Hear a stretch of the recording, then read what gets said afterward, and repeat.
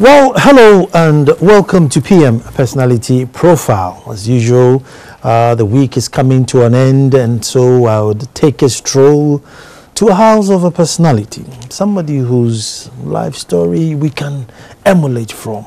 And this is one of the days when I ask that you bring the children around the television, and indeed you, the parents, don't even move, because this is going to be interesting. But today I want to really plead with you, my viewers, that you have to allow me to be a little bit selfish.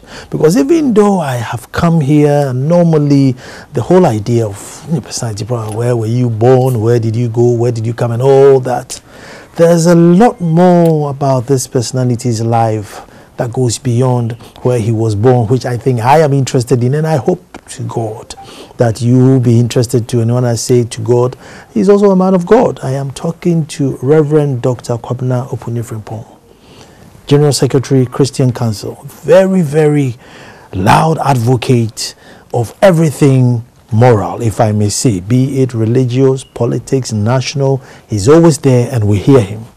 And so I just want to find out more about the church and society, rather than just his personal life and, where did you go to school? Did your father ever beat you? And so let me be selfish, and I'm sure you'd want to know that too. The church is growing in Ghana and indeed in all of Africa.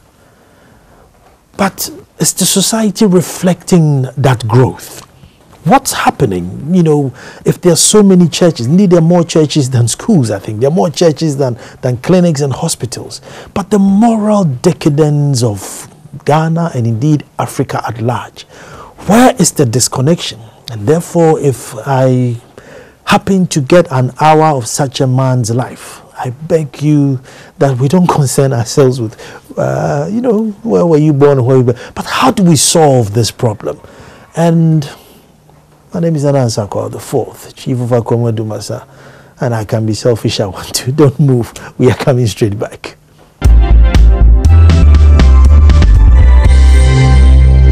Well, thank you very much for staying, and I have here with me a book entitled Indigenous Knowledge on Christian Missions, Perspectives of Akan Leadership Formation on Christian Leadership Development, which is authored by Dr. Kwabena Opuni-Frimpong. And I happen to read this book, and there's so much that I share in this book.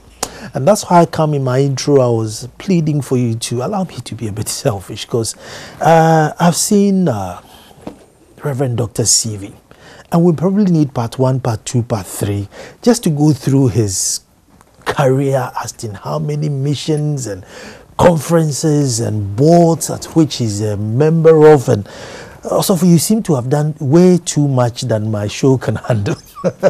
And so I say congratulations. Thank you. But I've gone through this book, and it has been sometimes my cry being a chief, because everybody wonders how it is that you can be a Christian and be a chief. So I get a lot of this. And so, although it's a personality profile and I should be here asking you about your family and this and that and this, I would also permit me that we go into the church and state, which may not be fair on you, but being also for you be forgiven. And thank you, Nana, also for the opportunity. Yes, I would have loved if we were talking about background, early beginnings, because I believe there are young people who some of our past challenges may inspire them. But I also agree with you, depending on how much time we have, I share your But let me start by commending your garden. Now, it's raining outside. We obviously recorded it on Wednesday. You'll be watching on Friday and Saturday. And it's raining outside. So we could not, I'd love to sit in your garden to do this interview. So I commend you for your garden. Great. I have much interest in, green, glass, trees, and I do gardening. I was early beginning. We were going to farm, so I still have some love, interest in farming, actually. So did you start up and say, look, you know what, that's it, that's my choosing career, I'm going to be on Osofo? Not exactly. My dad was a teacher. Okay. And growing up, even though I didn't understand everything. In every conversation, he will be telling me that you must go, in future, must go into administration. You must go into public administration. And the secondary school level, I studied economics, government, literature, you know. But he will still be talking about administration. Source form, store, economics, government, you know.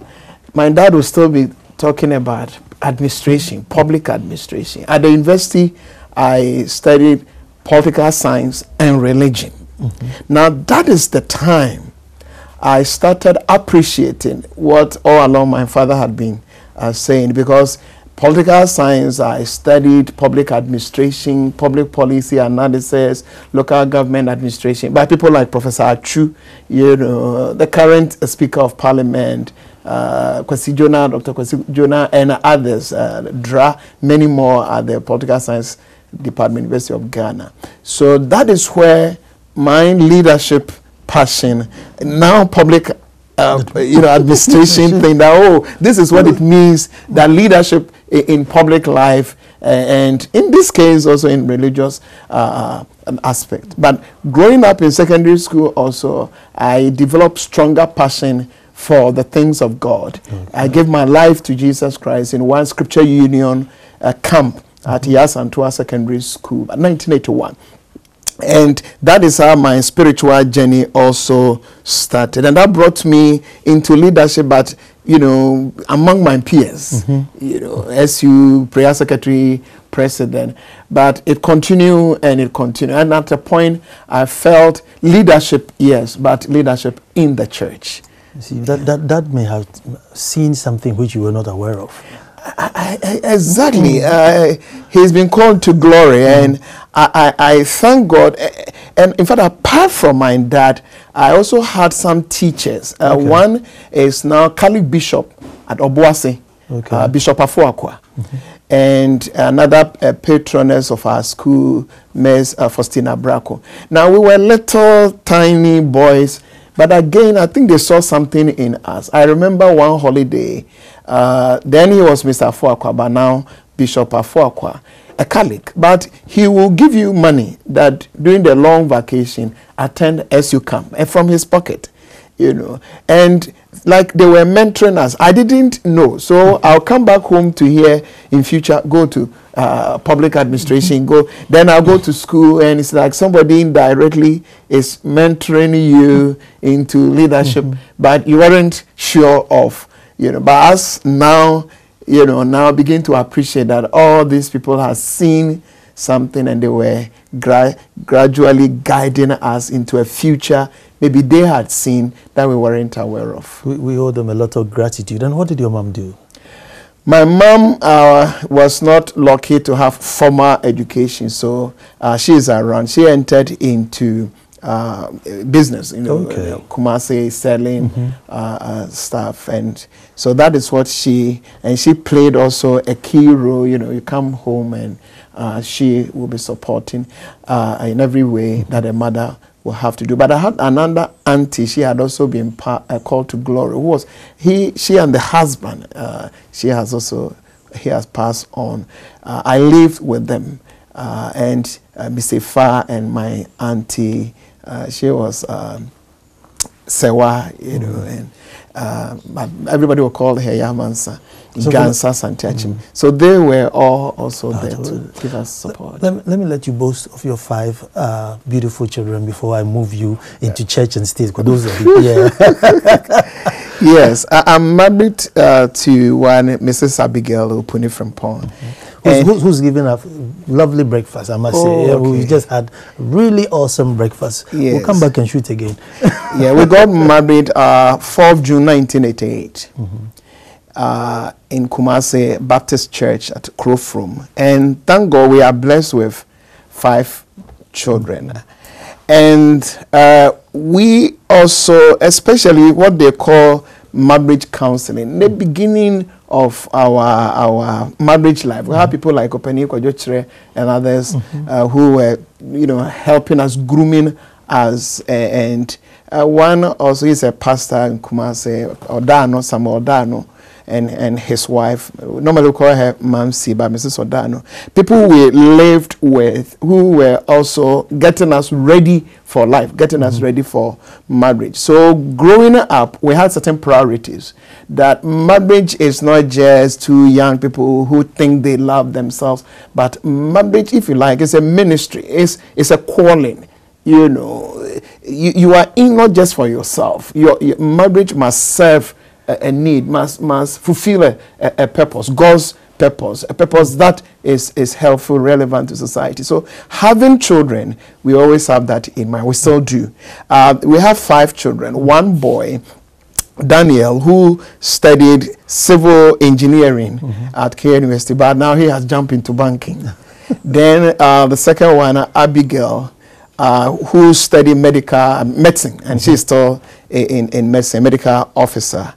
And then we have one, Miriam, who got married last April, who is into law. Okay. Then we have another one, Emanuela, who is a 5th-year student, doctor of pharmacy.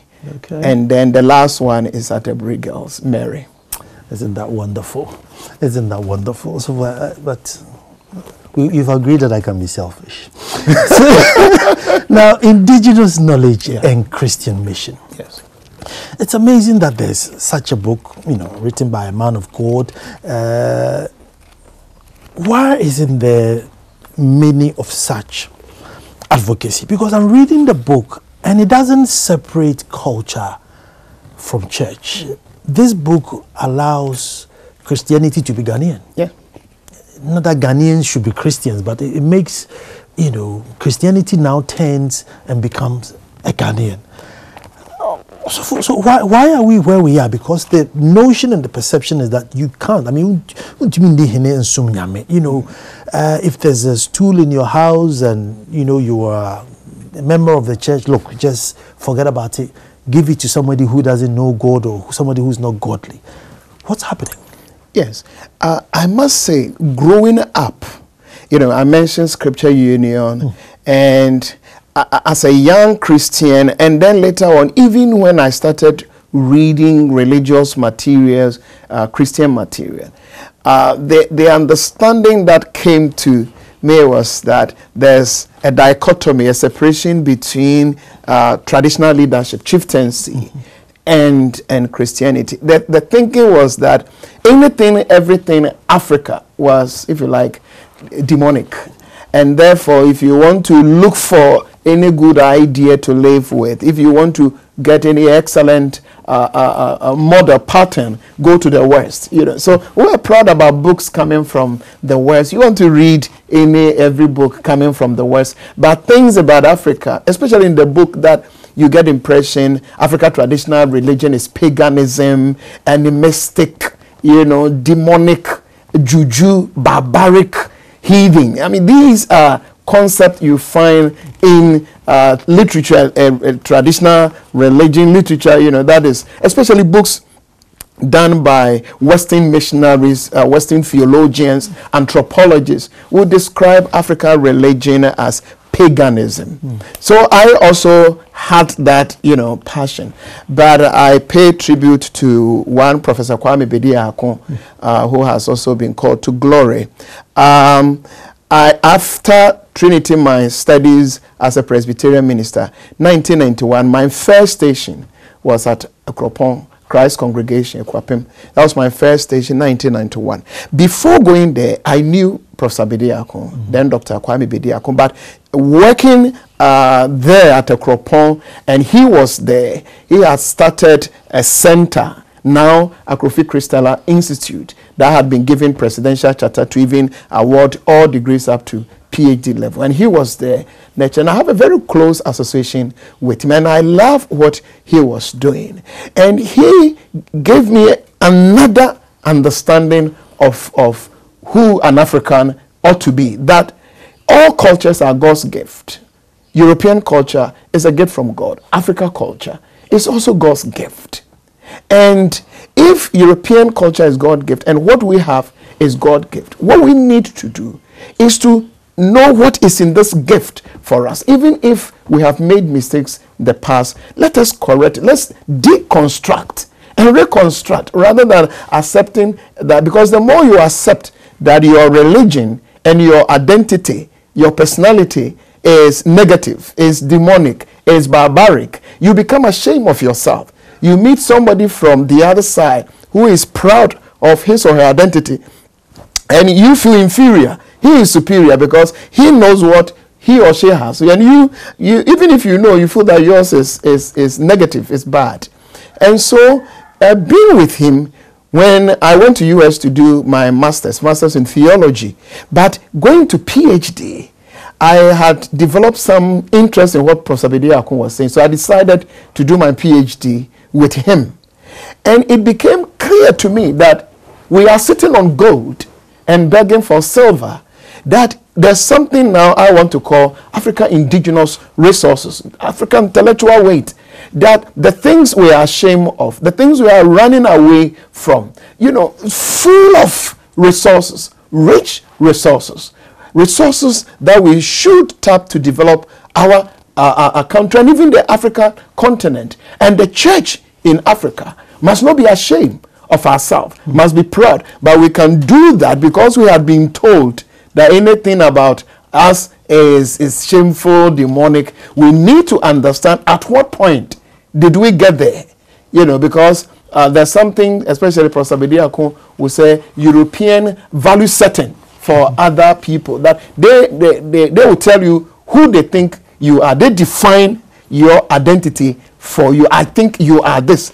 And the moment you accept that, you live with it. So we need to know at what point did we accept some of these things and then start working towards it. So I picked that as a doctoral student, a research area. And thank God I have people like Nana Adodankwa Dokwapenhine, may he rest in peace, who was also very much interested in the journey that through Professor Kwabena has set for myself. And thank God in Kumasi also, Menshia was also show much interest, Santamampong, and I got many traditional leaders who brought me closer, that let's teach you what we have. And I'm so much convinced that we have so much that the church in Africa must learn from indigenous knowledge, ourselves, diplomacy, governance, spirituality, how to live with people. We have a lot to do. And anytime we need new paradigm, it's like, let's go to the West. But I'm convinced that when we are looking for new paradigms, we must go into indigenous knowledge, ourselves, our past. Now, in your book, and you give a lot of credit to Robert Rattray. Yes. Now, Robert Rattray, quote unquote, is a white man. Yes. A foreigner. Now, I quote, and this is from the book, says, the educated African, however, has been cut off from and is out of sympathy with the life of his own people. He has learned in 9 cases out of 10, if he has not actually been taught, to despise his own illiterate brethren and the unlettered past of his race. Concerning that past, he really knows little or nothing and generally cares less. Right. It's a powerful. Yes. Robert Rattray, he was a British. He came here as anthropologist initially. He did not come to study even Africa law and all that. He came as anthropologist, but he became interested because at a point he was so much convinced, and Rattray's work still being used in law. He did traditional law, constitution, religion, arts, so many, even he studied our proverbs, Akan proverbs, and analyzed them, and he at a point, even though he was brought in by the colonial authorities to help order us, he felt that we have, before coming in, we were very orderly in so many things, especially in the chieftaincy, But the only thing is, others, anthropologists and missionaries who came here, gave us impression that we had nothing. So if we want to be civilized, we must learn from them. We must understand that before missionaries and colonial authorities came to us, we had leadership. And that leadership even welcomed them.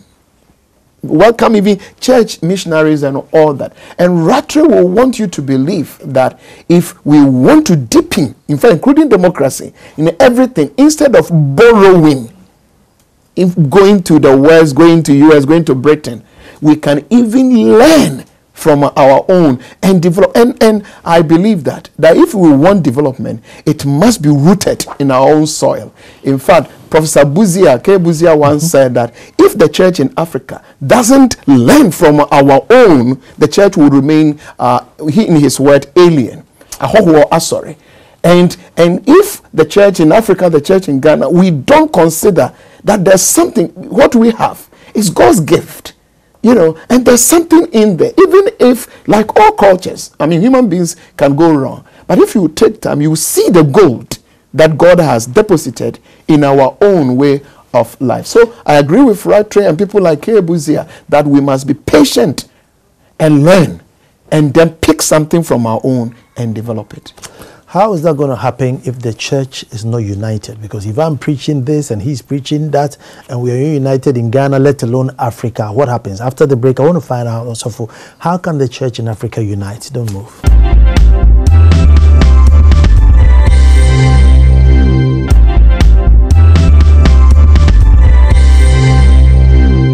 Well, thank you very much for staying. And as you know, I am in my element. I'm talking about my pet subject. I'm talking about godliness. We're talking about culture. We're talking about the trueness of just being who you are.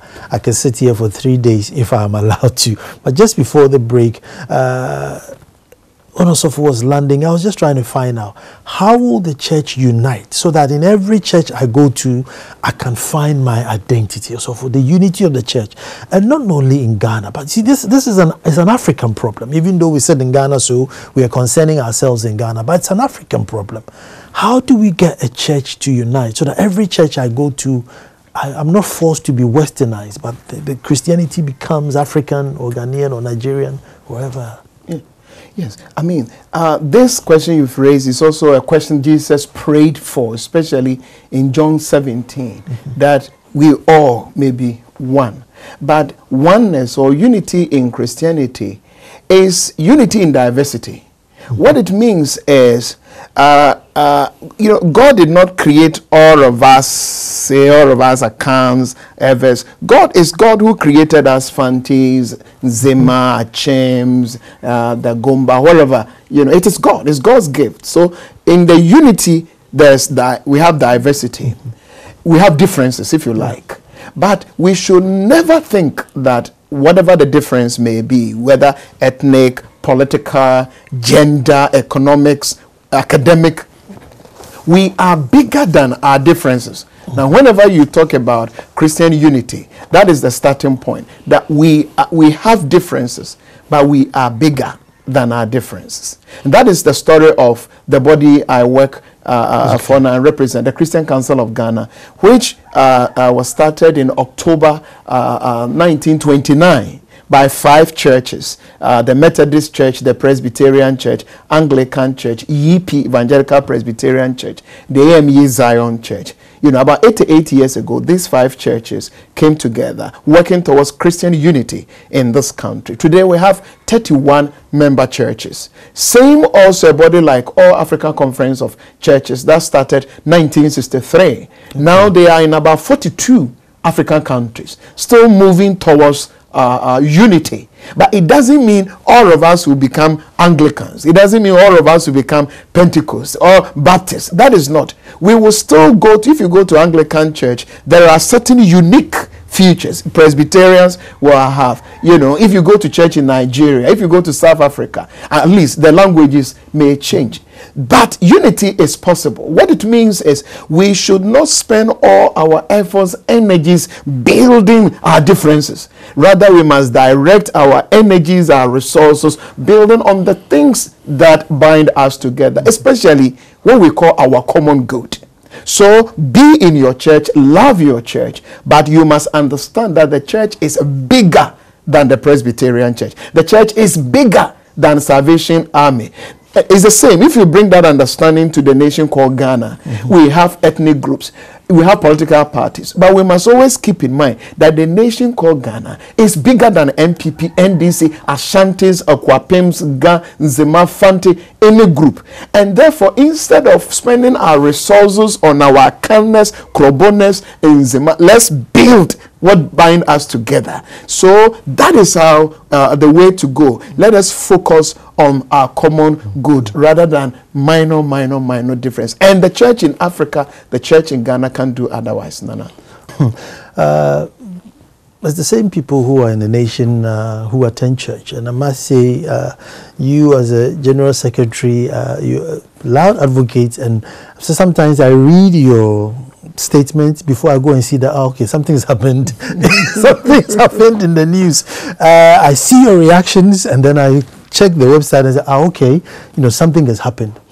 Is there room for the church, to be upfront in, social governance? Like, look, Galamsey is not right, and therefore, look, put a stop to it. You gave a mandate to the president, and look, make the brim drinkable in your lifetime.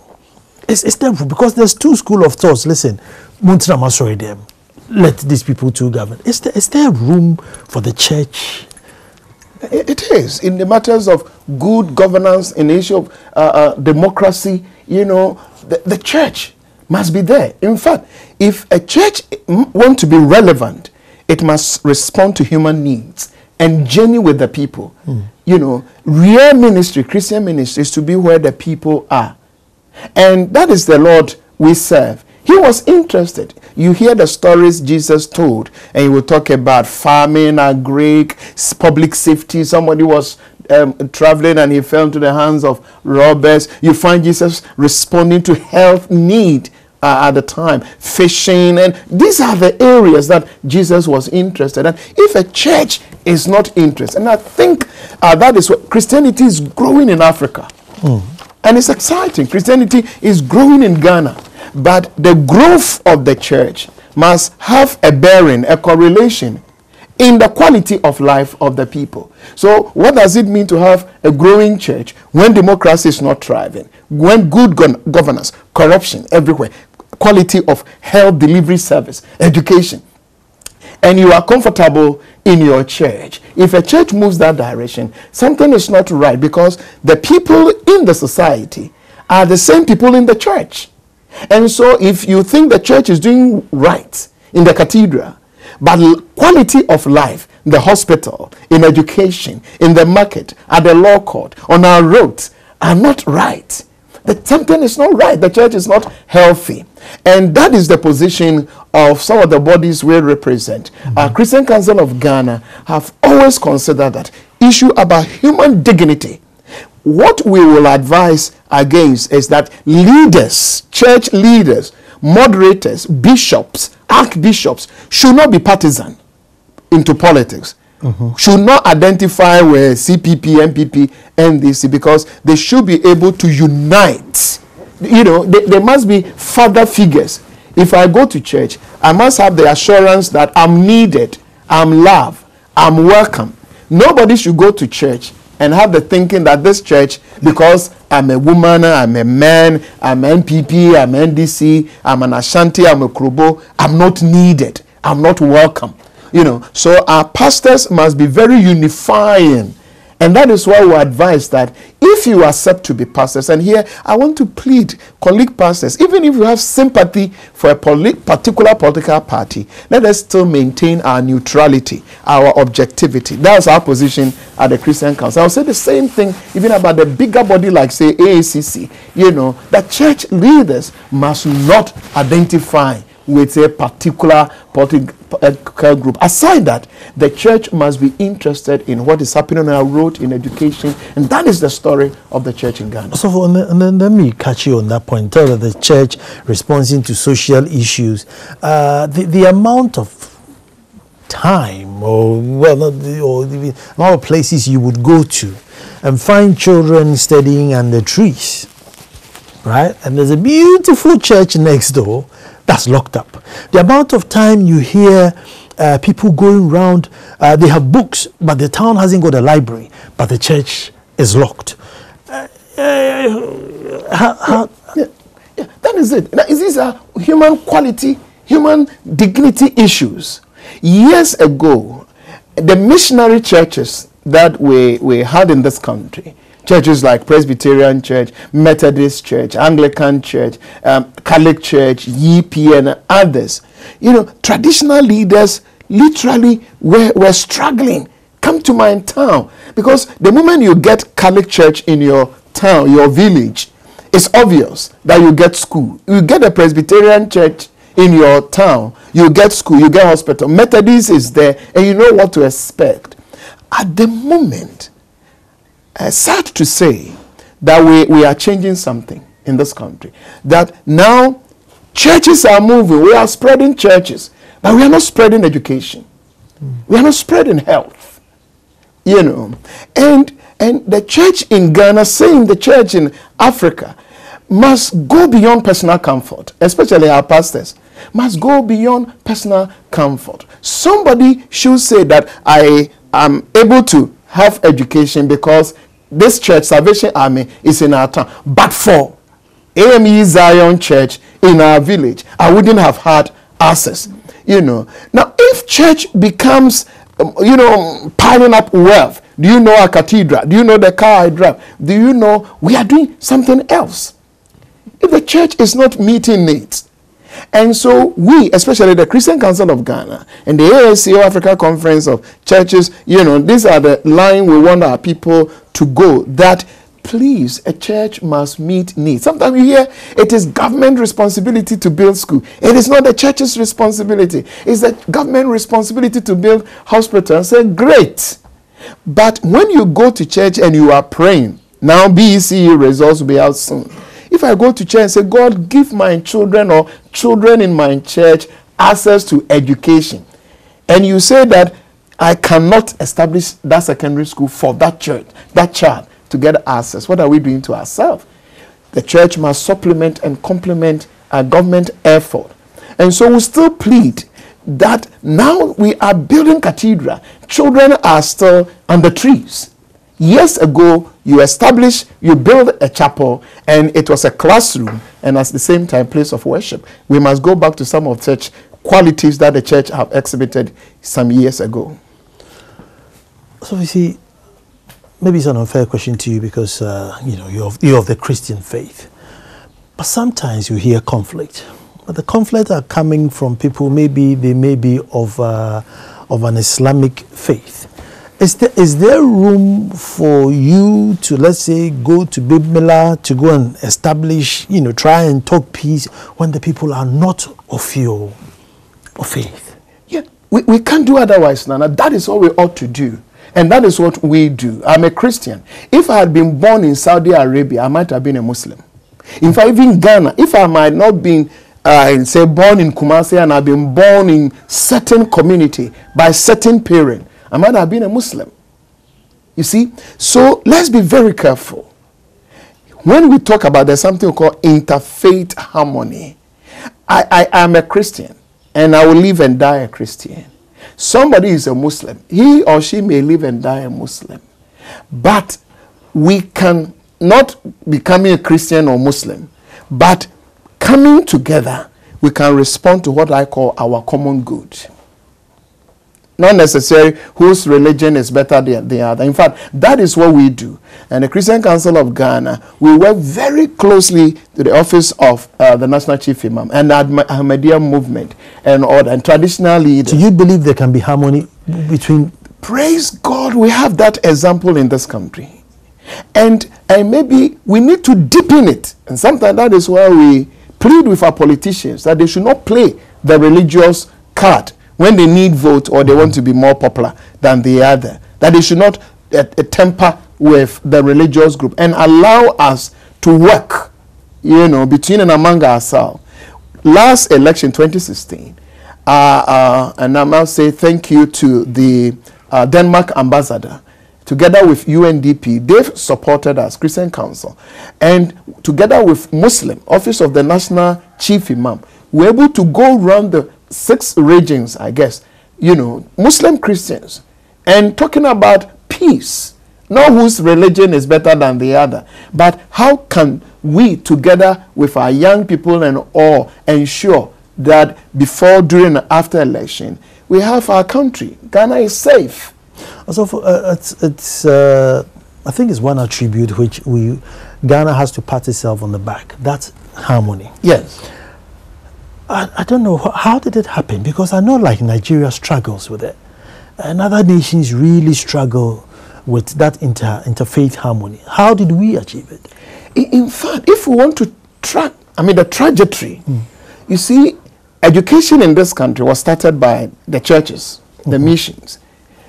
And at a point, the government came in to have what we call assisted school. And then the church and the state entered into partnership. And in that partnership, certain understanding were reached that if a government is supporting, say, a Presbyterian school, a Methodist school, a Catholic school, you allow certain things to happen. You allow people of other faith to be in your school, even to teach in your school. And it was not difficult for us to reach there. And therefore, even before we started having government secondary schools, the mission schools had allowed people of other faith to enter not only as students, but even to teach.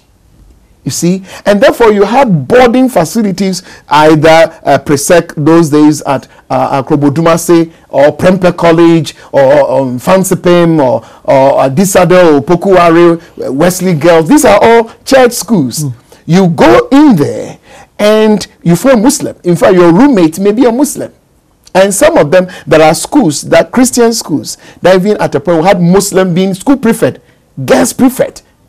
You go to Wesley Girls St. Rose's, it's happened before. That even Methodist school, but a Muslim had been, say, a girls prefect. And it was a big deal at all. So we nurtured our children like that in our schools.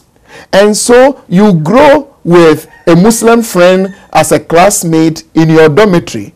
And therefore, when it happened that you meet that person at the workplace, I have had Muslim friends at school and other places. So working with Muslim, Christian Council is a Christian body. I have staff who are Muslim. It's not a big deal at all. It's Friday, he has permission to go and pray. So be it. Other places we go, he will go with us. So it took us time. And this is something we must protect and even share with other African countries where Christian-Muslim interface is a problem. We have been able to do it, but we must protect it. It's still fragile, but we can protect it moving forward and deepen it. Also, is the theology matching the Christian advocacy? What you are telling me here today, is it being thought? When I go and I'm starting to study to become a preacher, I just want to teach me from Matthew, Mark, Luke, and John. Are they going to tell me these things? Because what you're telling me is what is happening. I'm growing from. That's what's happening on the ground. But I've never been to the pastoral school. Is this what is happening there? Depending on where you are looking at. Because there are people I want to believe such things are still a big challenge for them, because that may be their orientation, that if you're a Christian, you have nothing to do with people of other faith. But I also want to believe that there are Christians, depending on what their orientation may be, want to believe that by this, I'm not saying that if I relate well with a Muslim, a Hindu, a Buddhist, I have become a Buddhist. No. In faith, I'm a Christian, and I know. But the point I'm making is we can agree on certain what we call common good. That when it comes to quality health delivery, when it comes to national peace, national cohesion, Christian, Muslim, traditional leaders, Buddhists can come together. But you are raising a very important issue: theology, academia, and ministry. What we do. I pray and hope that in this country, moving forward, because of the huge numbers churches are recording, that we must spend much time on Christian scholarship. and see it as a very spiritual thing. So I want to elaborate on this. So please let me take a break and come back on this because they're signaling me all at the back. So let me take a break. But I just want to find out. You know, like academia will always say, oh, the students that are coming out, they are not fit for the industry. So I'm asking, I mean, like society, the pastors coming out, are they fit for society? I'm coming back.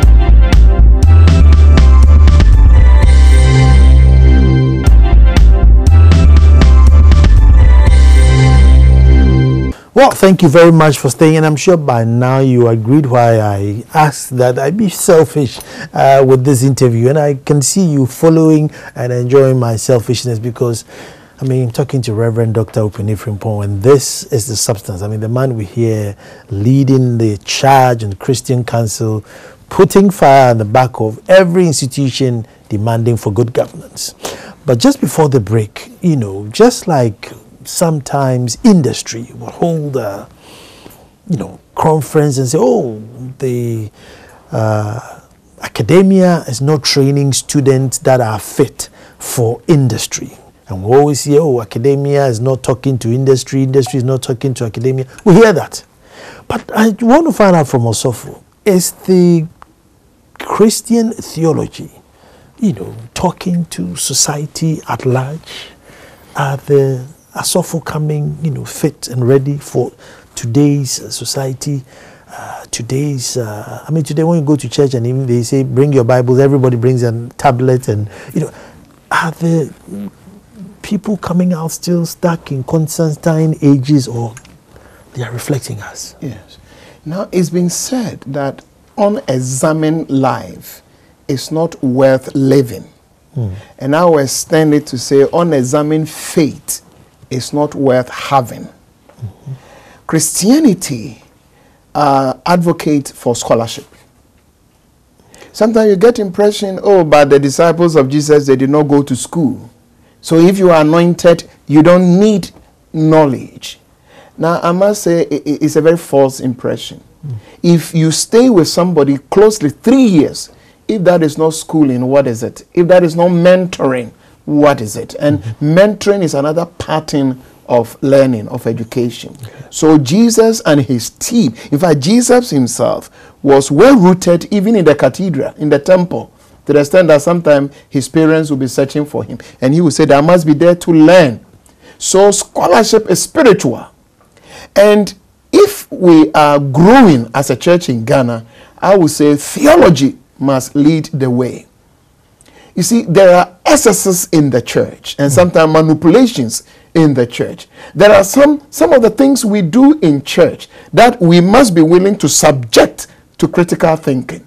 And we should not be afraid.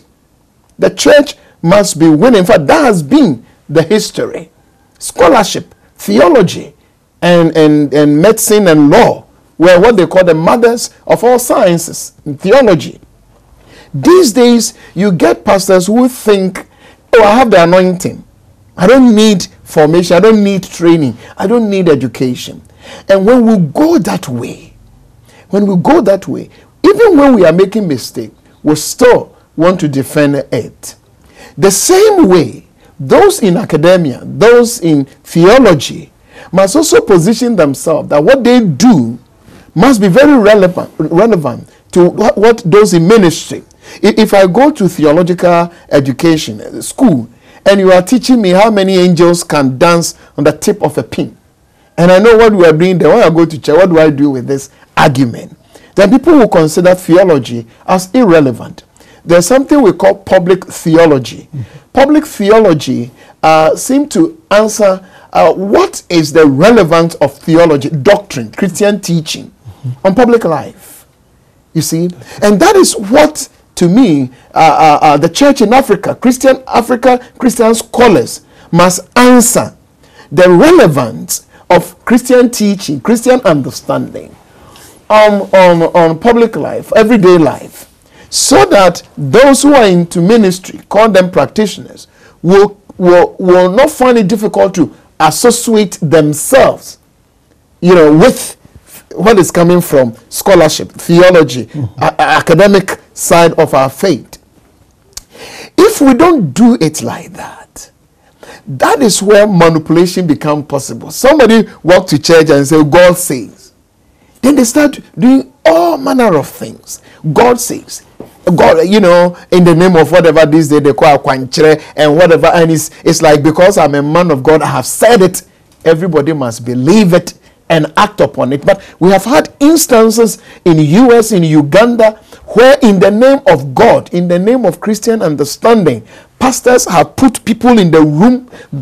Jesus is coming. He didn't come. And at the point they diluted poison, like DDT, gave to the members to drink, and they die.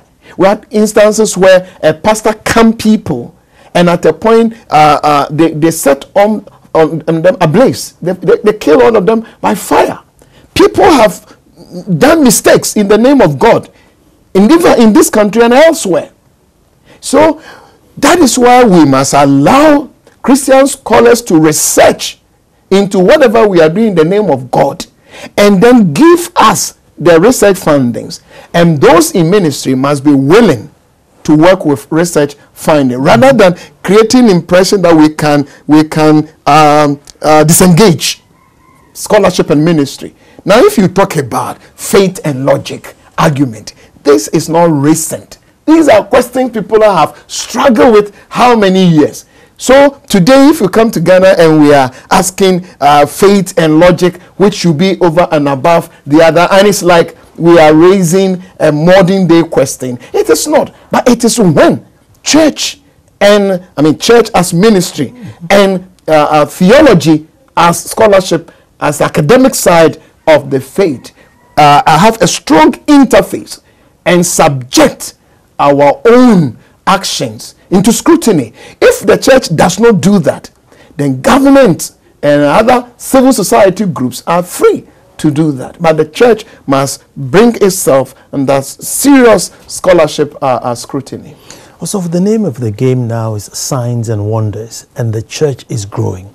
Is it that we hunger for signs and wonders, or is it that, look, the African is, very, very religious, and that's what's available? What's the balance? Yes. You see, the Christian God, it makes intervention. So he's a miracle working God. But he's also a God who has given us brains. We don't live only on miracles. We must plan. We must work. So it's divine intervention plus human action. So when I go to church, it doesn't mean I have ceased being a thinking being.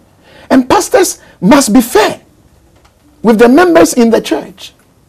And sometimes the strange thing is, some of the things the pastors are telling members to do, you ask them whether they are prepared to do the same. If I go to church and pastor tells me that I should bring all my money to the offering bowl, God will bless me, I ask him, Pastor, when we finish the offering, will you also give all the offering to me to go and pay my school fees so that God will bless you? When, pastor, you establish estate, you establish university, and you say miracle is I must give you everything, God will bless me, will you also give me admission to be in that your university for free because God will bless you? Now, how come that when pastor needs something from me, he said, go all out in the name of faith? But I don't get that from my pastor. My pastor is rich because his birthday, we organize offertory for him. Another wedding day, we organize offertory for him. We go to church and there's a pastor's offering for him. Now, if all members are getting that kind of offering every Sunday, how many people wouldn't be rich in Ghana? Our pastors must be fair. Years ago, churches were supporting, church was pro-poor, supporting the needy in society. Now, these days, there are pastors who are even richer than the churches they pastor. There are poor people in there. But we can sustain this kind of thing when we don't allow our actions to be subjected to critical scrutiny. And you see, the same way God will talk to ordinary member out there, the same way God speaks to us. We have been told how many times in the Bible, and they will come, I'll go and stand before God and say, God, in your name I raise the dead, in your name I work a miracle. And God will say, come on, get out.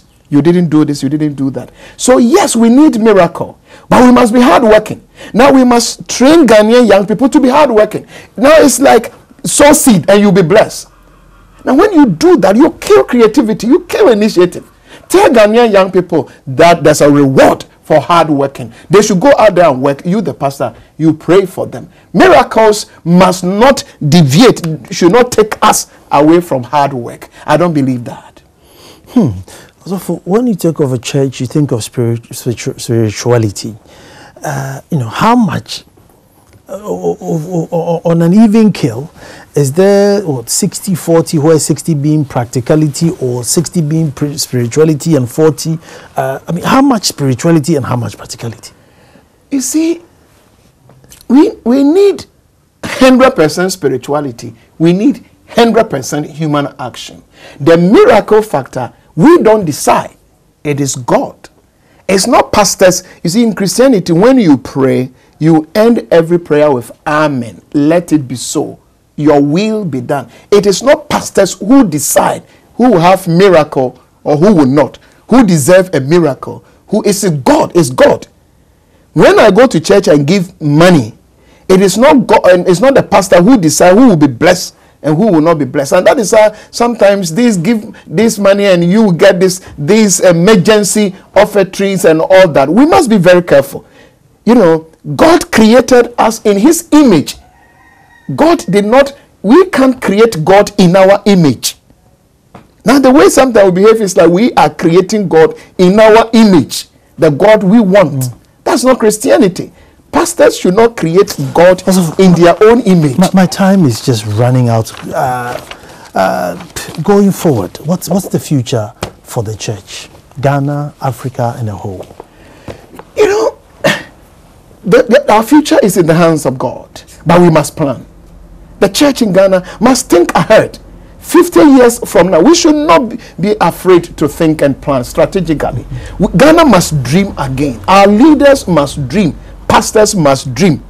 And moving forward, we must be legacy conscious, legacy minded.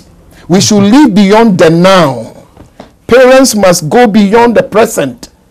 Pastors, church leaders, Africa Christian leaders must go beyond the now. Today's comfort.